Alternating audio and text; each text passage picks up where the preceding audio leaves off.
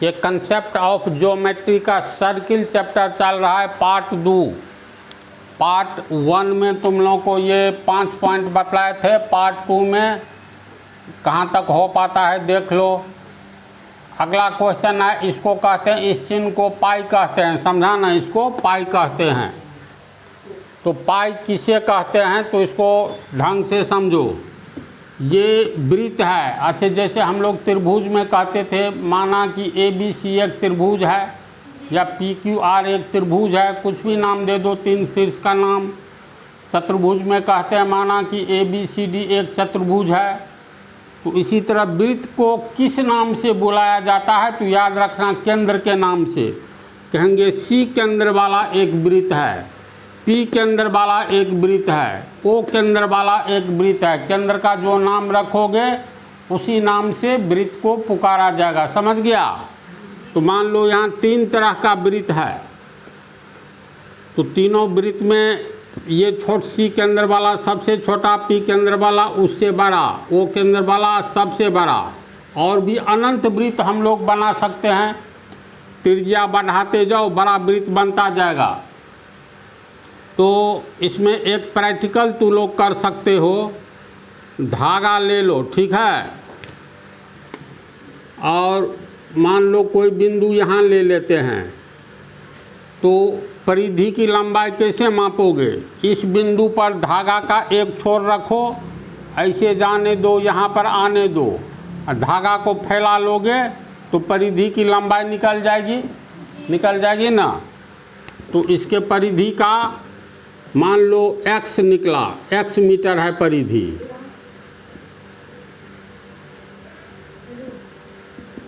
x का मान 2, 3, 4, 5, 6, 7, 8 कुछ भी मीटर हो सकता है या सेंटीमीटर। फिर इसका व्यास जो है, केंद्र से गुजरने वाली रेखा व्यास कहलाएगा। तो चलो ये व्यास हो गया AB।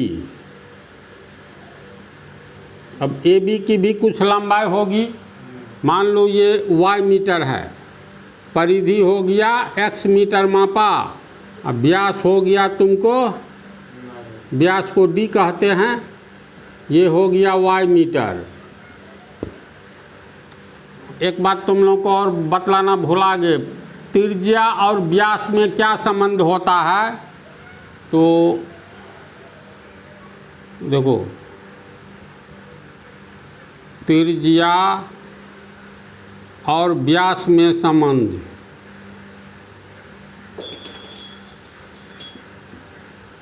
इसको नोट के रूप में लिख लेना है, पहले समझ लो।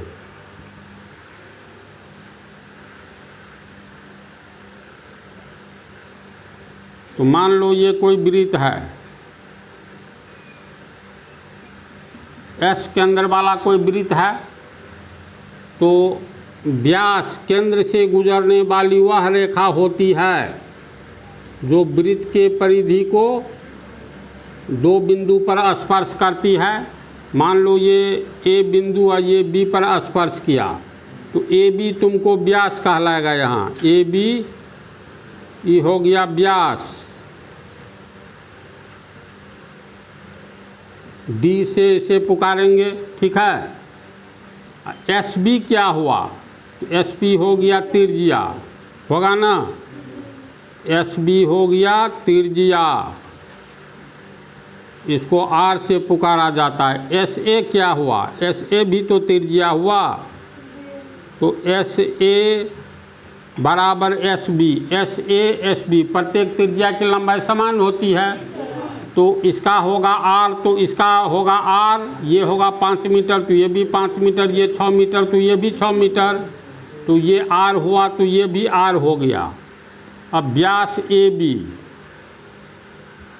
AB बराबर कितना हो गया? तो AS जोड़ SB, एक ही सरल रेखा है, तो AS जोड़ SB, AS है R, AB को व्यास कहेंगे यानी D, AS R हो गया, SB भी R हुआ, R जोड़ R बराबर 2R, यानी व्यास बराबर क्या हो गया? व्यास बराबर हो गया 2 गुने R। त्रिज्या को कहते हैं तो 2 गुने त्रिज्या, अगर त्रिज्या को रखोगे तो ये 2 चला आएगा, समीकरण के हिसाब से नीचे आएगा ना।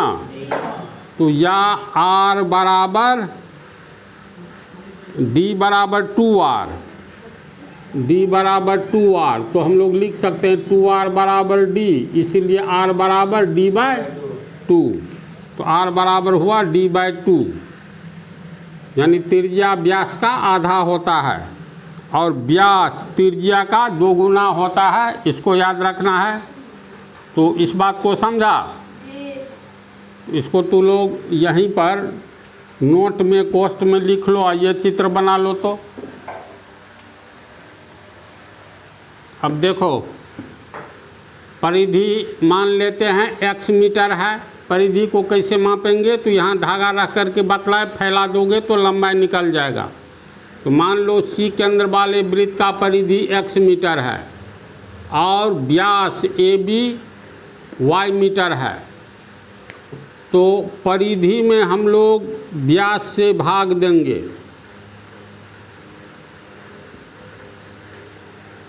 तो ये जो भी रिजल्ट आएगा वह एक निश्चित रिजल्ट आएगा ना। मान लो ये कुछ मीटर हुआ, ये कुछ मीटर हुआ, तो कट जाएगा। तो परिधि हो गया x मीटर, व्यास हो गया y metre, metre metre cut गया, x/y। ये तो संख्या है ना। मान लो 10 मीटर ये हुआ, ये 3 मीटर हुआ। कल्पना करो ये x परिधि 10 मीटर, व्यास 3 मीटर, तो y का मान 3, x का मान 10, 10/3, यानी कुछ ना कुछ रिजल्ट आएगा। तो हर एक स्थिति में पाओगे ये आता है 22/7। समझा? ये C केंद्र वाला। अगर P केंद्र वाला लेते हैं तो इसका व्यास देखो बड़ा है। अब इसको हम लोग मान ले ये CD, ये CD व्यास हुआ।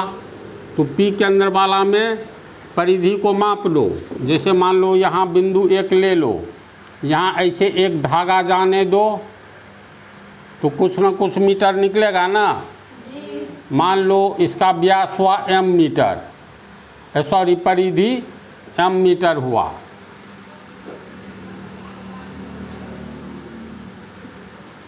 और ये C से D तक कुछ मीटर होगा, तो मान लेते हैं n मीटर हुआ। तो भाग दोगे परिधि में व्यास से तो m मीटर बटा n मीटर, मीटर मीटर कट गया। m भी एक संख्या है, n भी एक संख्या है। तो m में n से भाग दोगे तो ये भी आएगा 22/7। समझा? हर एक स्थिति में अगर मान लो ये और बड़ा व्यास है ये, तो इसके परिधि में इसके व्यास से भाग देंगे तो पर भी रिजल्ट आएगा 22/7। यानी हर एक स्थिति में वृत्त कितना भी बड़ा करते चले जाओ, उसके परिधि में व्यास से भाग दोगे तो एक निश्चित मान हो आता है, वह मान होता है 22/7 ही। इसे ही पाई कहते हैं। तो पाई बराबर होता है 22/7। देखो जो भी मान आता है ना, ये एक अपरिमेय संख्या हो जाता है। अपरिमेय संख्या की विशेषता है दशमलव के बाद अंकों का आना जारी रहता है, लेकिन एक या एक से अधिक अंकों के समूह का रिपीटेशन होता ही नहीं है। इससे ये होता है जो हम लोग को न अंश प्राप्त होता है न हर प्राप्त होता है, और इसे अंश बटा हर के रूप में हम लोग अपरिमेय संख्या को नहीं लिख सकते हैं। तो इसकी क्या परिभाषा हो गई? किसी भी, देखो फिर इसको हम लोग कैसे लिखेंगे? तो जैसे 5/4 बटा टूटता है अनुपात में, ये 5:4 लिखाएगा।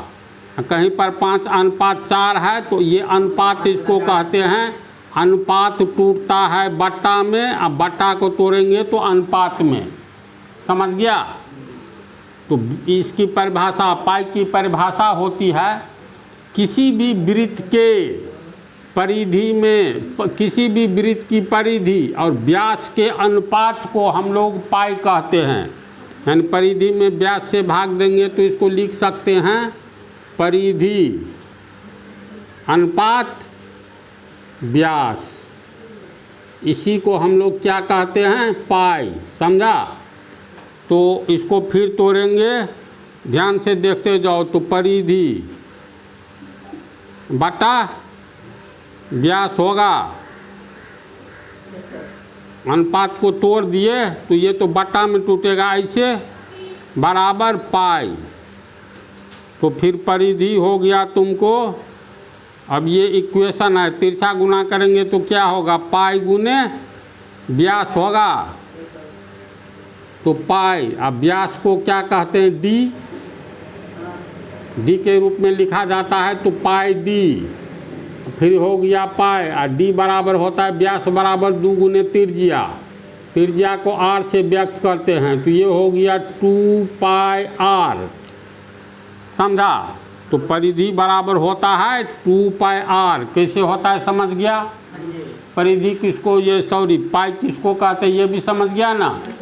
तो चलो अब इसको लिख देते हैं।